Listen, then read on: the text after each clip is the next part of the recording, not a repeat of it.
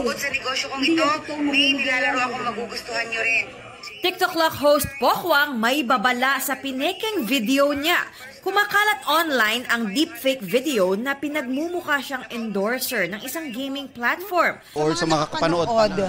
O makakapanood po ito, paki-block na lang. Hindi po talaga ako nag-i-endorse sa mga online gaming.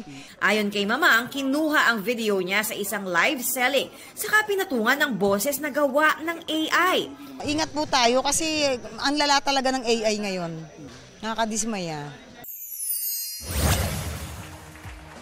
Jeneline Mercado hindi raw masyadong confident sa pagsabak ng karakter niya sa Sanggam Dikit for Real sa beauty pageant. Pero iba ang say ng mister na si Dennis Trillo.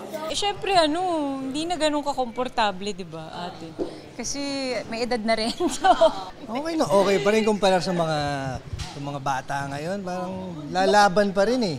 Oo, palaban pa rin talaga. Abangan din daw ang pag-unfold ng mga bagong karakter sa serye, including Jared played by Raver Cruz. Kakampi ba ako or isa ako sa magiging kaaway nila? For sure kaaway ni Tonyo kasi interesado ako kay Bobby dito. Open-ending stars Clea Pineda at Janela Salvador spotted sa isang tattoo parlor. Nauna nang sinabi ni Clea na masaya sila together. Tingin naman ng ilang netizen, nag-level up na ang relationship ng dalawa. Sabi mo sa akin, umilit ka pa ng isa.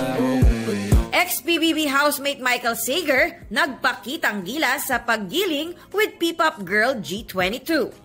Athena Imperial nagbabalita para sa GMA Integrated News.